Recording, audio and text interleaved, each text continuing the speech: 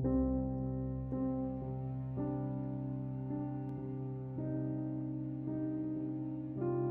change navigation bar type in Samsung Galaxy S10, open Settings.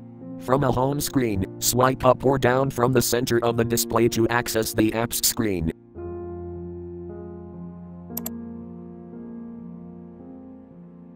Tap Settings.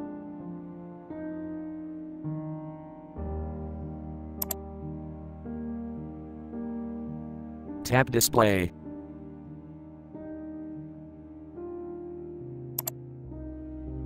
Scroll down.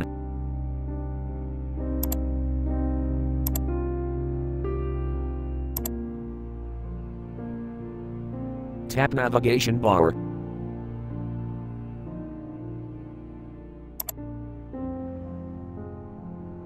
Select navigation type you want. Navigation buttons or full screen gestures.